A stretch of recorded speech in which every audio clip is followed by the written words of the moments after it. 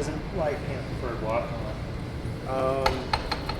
I think this is the best place to walk on, but any place you walk on is hard. It really is, just because you don't come in automatically probably get a chance to play, and you have to even earn the right to even get reps in practice.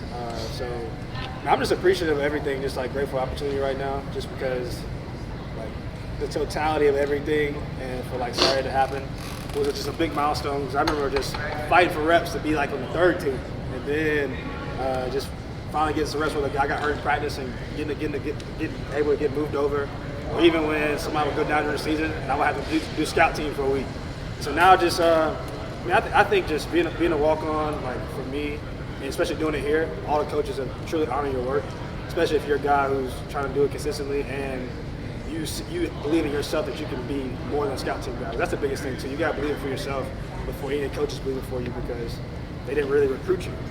And so for me, it's been awesome just for Coach Sweeney, who's a walk-on, Coach Elliott, Coach Scott, all those guys who are walk-ons who've just seen my belief in myself. And then all those guys, there's been points along the past 3 or 4 years where they had to pick me up because I lost my belief.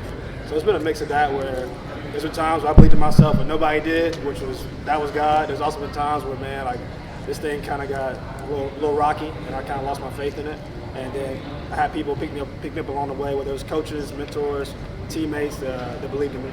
And so it's been awesome. I was telling somebody yesterday in practice, and I was like, one of the things I want to say when I leave here is I went through every part of being a Clemson football player. So being a walk-on who nobody knew, and I think the end is just kind of like maybe playing some more at the end, scoring, all that stuff. So I feel like I've been through every phase of being a part of Clemson football team. You did a lot of celebrating after your touchdown on Saturday. Your teammates seemed really happy for you. Take us through that play and how gratifying was it for you to get in the end zone? It was awesome. I'm not gonna lie. I don't know if y'all seen the FSU game. Coach Sweeney was trying to get me in the end zone in that game, but we couldn't snap the ball because the color board wasn't up. So Tyson didn't know which color to call. So I went to the line and called the play myself, and everybody was laughing because we show our color board or whatever, and it kind of tells us which way to go. And it was in the game. And they thought the game was over. We had like one more play. Coach Sweeney was like, snap the ball, and we couldn't call the play. So I went and called the play. I was trying to get in the end zone against Florida State, but it was awesome. It really was. Coach Sweeney threw me in there, and once I knew T didn't get a touchdown, I was like, man, if we get close, he gonna give me the ball. And so just like you said, it was awesome. Honestly, as soon as I got the ball, I saw that mic trigger, I knew it was crib. It was going in, and honestly, I was in my head, like I feel like I'm a cool dude. I always have something planned, but honestly, I didn't really have anything planned. I was super giddy, so I was like skipping into the end zone, and I remember just laughing. I saw me and Joe, Joe and Guy, a good teammate of mine, good friend of mine, just jumped up and celebrated. And then my dad is from like the Midwest St. Louis, so it was the closest game a lot of my dad's friends and family could come to. And so my dad has big 21 jersey on the stands, and I saw him immediately going crazy. And so it was just awesome. And then, like you said, just I think a lot of my teammates, it was awesome to see how much they appreciated me and just like how much love they showed, because I got slapped over my head probably 100 times come off the sideline, and that means the most to me. And just, I'll be honest, like I would, in my own vision, I thought it would come sooner, but this, like the timing of it, just everything that's happened this year, off the field, on the field, and then just getting an opportunity now to contribute, it really is perfect timing for it to happen. It's kind of a trade-off you make as far as you talked about your experiences as a walk-on. You could go somewhere else, maybe play more, but you come to Clemson, you're part of a top 5 or number 1 team, and the playoff trips and all the kind of cool stuff that goes along with that. Is that kind of a trade-off in a way? Yeah, I think it's. I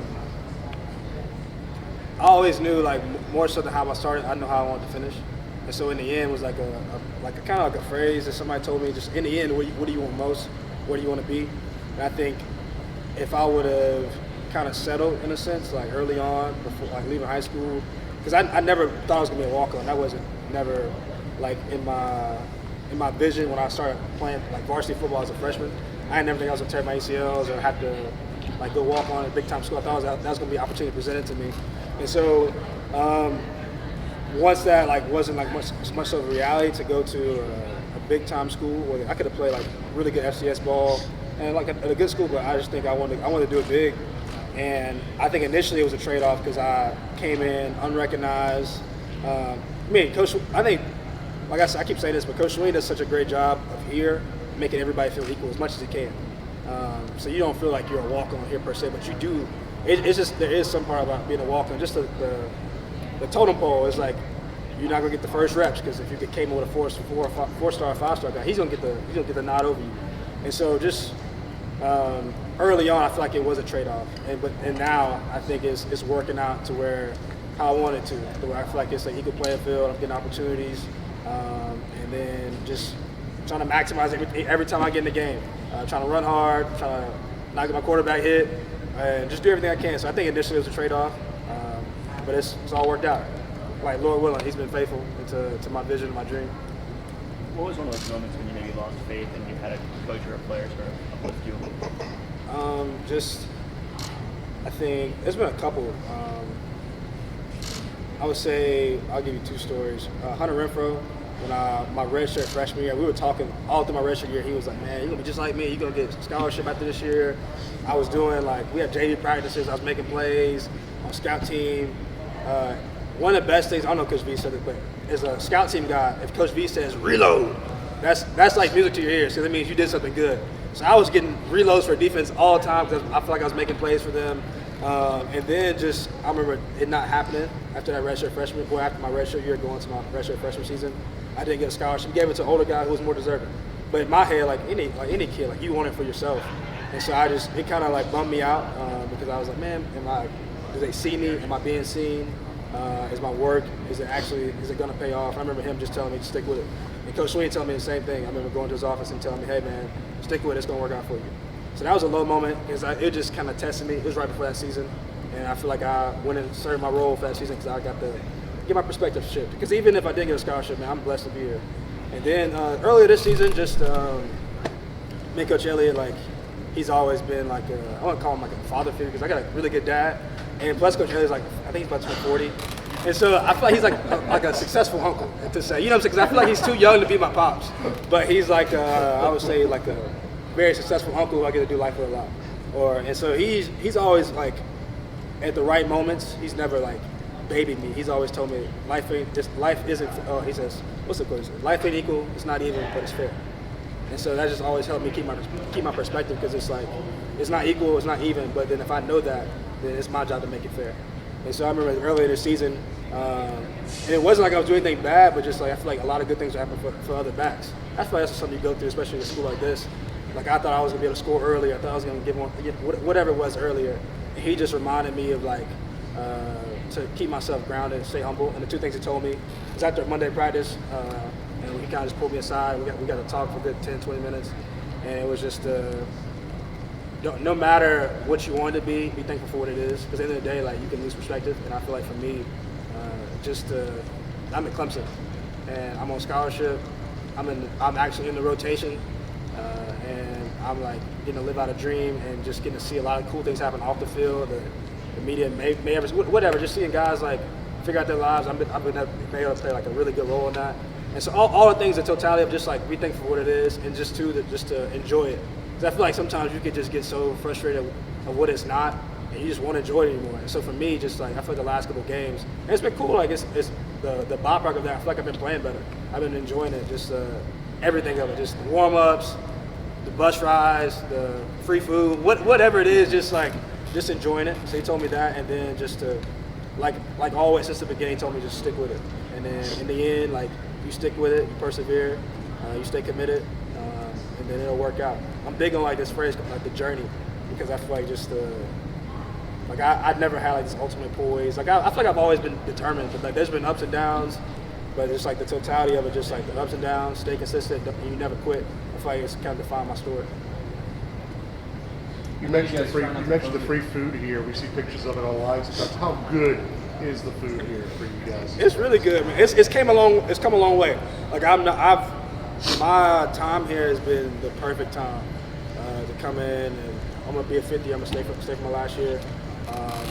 But we were stopped at the West End Zone. If it was good there, like good, better than anywhere else on campus. And then now it's kind of like this, like we got chef status where it's just like gourmet meals. We go in there like kind of just like you pick your menu. You got like different options each week. They always keep the basic stuff. You gotta have pizza. You gotta have some type of wings. You gotta have a burger. But then there's some other stuff too. You might see something like really different type of potatoes or something weird. Like they'll test the menu, and it's cool. Like it exposes us to a lot of different food options. But it really is great. Like I take a to-go box home every night. I really do. And so no, it really is good. Like it's one of those things. Is we're always improving. Coach Beiste makes sure we have the best of the best. I know you guys try to block out all the outside noise throughout the season, but do you feel like some of the criticism against this team's been a little more harsh this year than in seasons past? Yeah, it has. For whatever reason, I think it kind of fits the Clemson story though. Like we're always. No, it's honestly crazy. No matter how much we win, no matter how many national championships we win, I feel like it's just a part of like. One, I think it represents Coach Sweeney's story, just being an underdog. I feel like it represents a lot of us that have come here, and I think it's just we like it. I guess because at the end of the day, it's gonna play out if we control what we control and we play our best ball and we just focus on how we can fly. Because that's the thing Coach Sweeney talks about all the time is making it internal. Obviously, we want a team in the end to be the last standing, but at the same time, it's like right now it's just. The media is going to hype up who they want to hype up, throw down who they want to throw down, and we're playing good ball. Like we've been winning big games, and I think maybe one of the reasons like Coach Sweeney's big on developing our team, and so we don't. Some of the stars don't play all 4 quarters. They let guys like myself get opportunities to develop, gain confidence. Because who knows, somebody goes down, you're going to need another guy to go in and play. And so that may be part of it. Why they think we're not blowing teams up maybe by 60, even if we beat teams by 40. Whatever it is, but I think it's a little more criticism, but we're not really like focused on that. I think we're just focused on each game, making it the biggest game of the season because it's the next game, and playing our best ball. And we believe in the end, everything will work out the way it's supposed to work out. If we continue to focus on the standard, which is the best. Anybody else? All right. Thanks, Gary. Thanks, sir. Always.